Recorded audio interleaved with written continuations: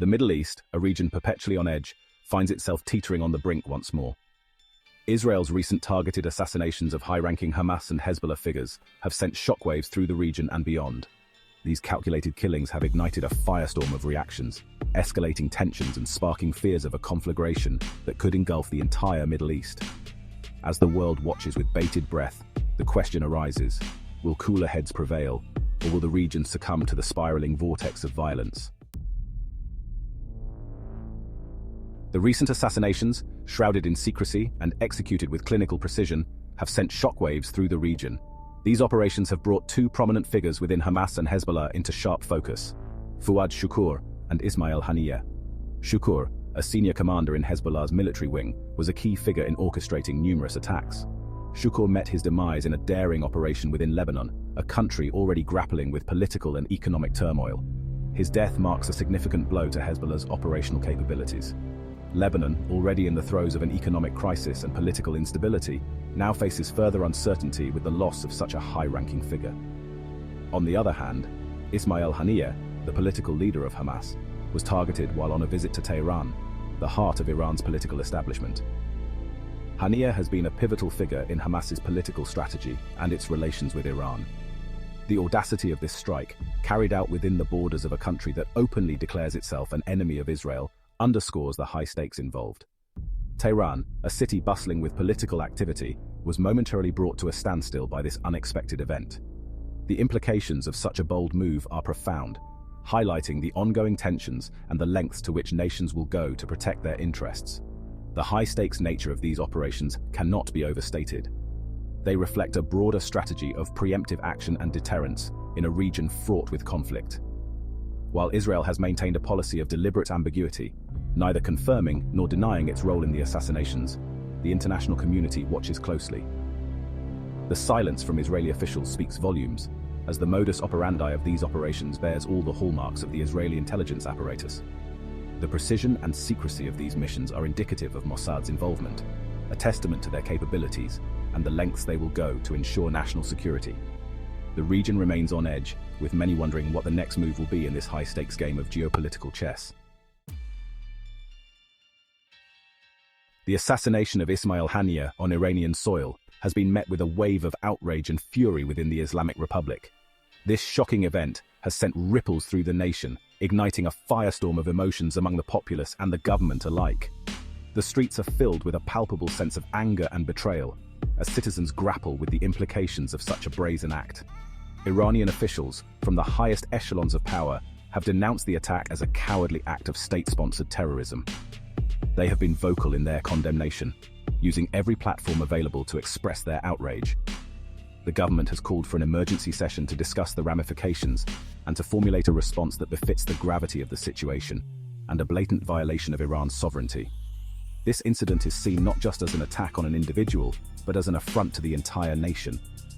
The symbolism of the Iranian flag flying at half-mast is a stark reminder of the national mourning and the collective resolve to seek justice.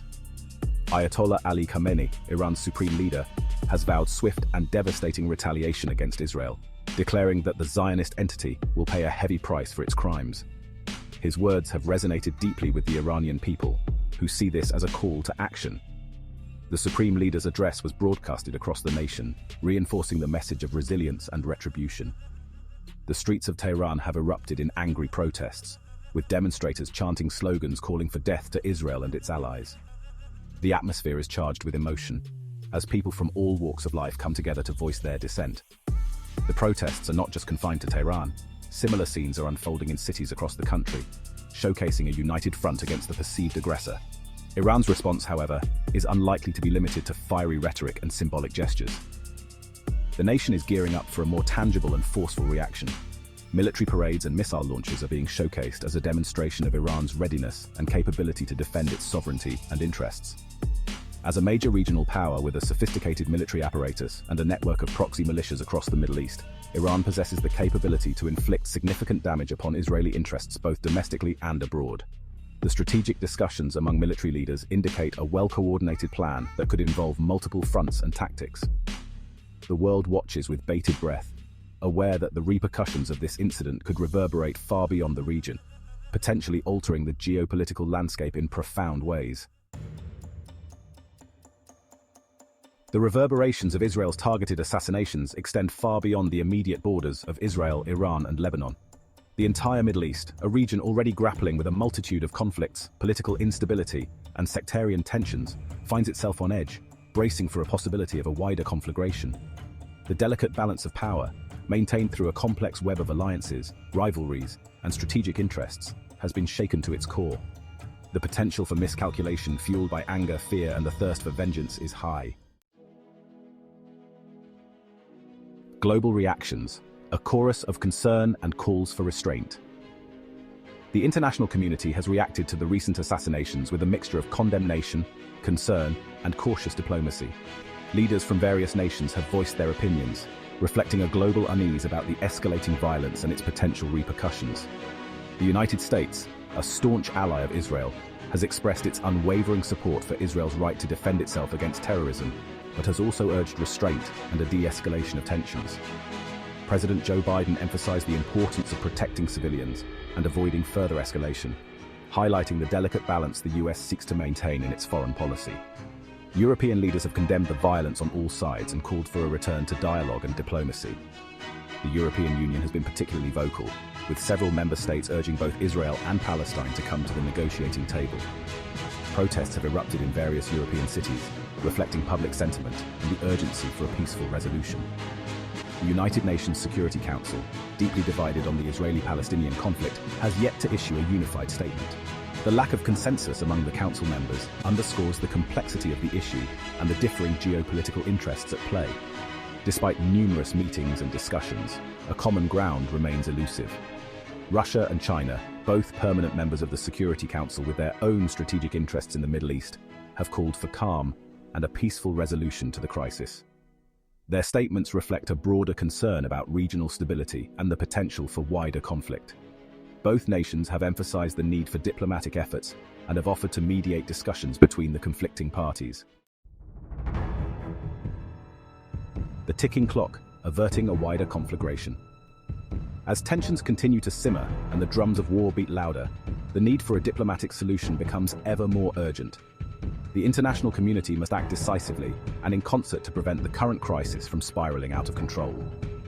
Dialogue, however difficult and fraught with obstacles, remains the only viable path towards a lasting peace.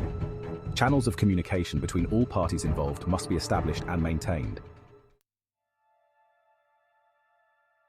The shadow of history, lessons from past conflicts.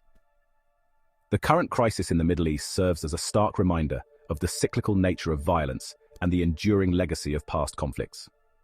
The Israeli-Palestinian conflict, at the heart of the current tensions, has been a source of bloodshed and instability for decades.